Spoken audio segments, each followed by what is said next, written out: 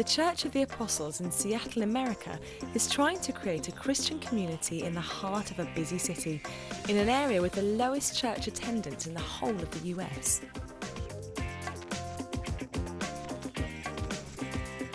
Living room is a space for life. In our neighborhood of Fremont here, it's in the format, it's a tea lounge, an internet cafe, art gallery, and a music place for the community.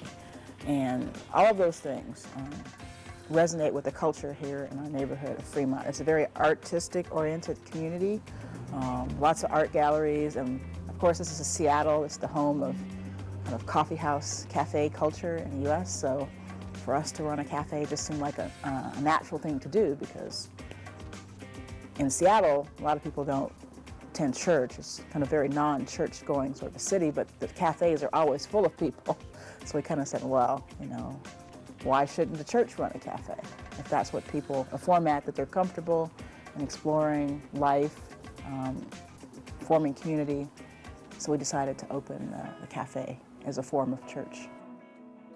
We're open 6 days a week. We have free internet, computers, high speed with wireless. We have tea and coffee and sodas. We have music shows going on here almost every night. Everything from punk rock to electronica, DJs, and you name it, it's going on here at the living room. Because it's basically our philosophy is open source. So we don't program at the living room. People come to us and tell us what it is they do and what they'd like to do, and then we provide them a space in which to do it. So if someone walks in and says, well, I'm an artist, and we'll say, oh, really? It's like, well, what kind of art do you do? I'm a painter. Oh, do you have some paintings we could put up next month? Sure. So it's like we don't have any kind of preset agenda as to what happens here. The people that walk in kind of determine the agenda, and we provide a space in which they can do their art and their music.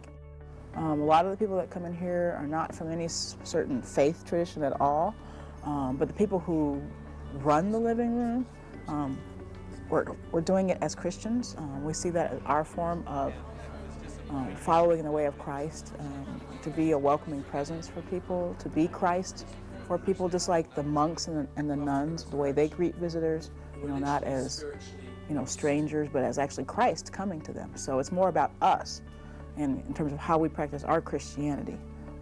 And so when someone becomes a part of the community and starts coming to the worship service, you know, we're self-consciously Christian in that, and invite people into this way of life of following Jesus. And so the invitation is there. So we have this kind of different levels of ways of belonging here. The people that just come into the living room for the first time, some that become curious. They see a postcard on the counter about the church service, and they're curious, and they show up at that and start coming to the church. So there's all kinds of ways in which people can belong, and we kind of meet them where they're at. For our Easter service, it's called Rise, and we call it an Easter party because it's the resurrection of Jesus, and we think, you know, this is the biggest celebration of the year, so it should be in the form of a party. So we have a party. And because we want to have a lot of people there, we have to rent a space. So we rented a local nightclub for the service, and we had 4 bands and two or three DJs playing, and we also baptized 2 young adults at the service.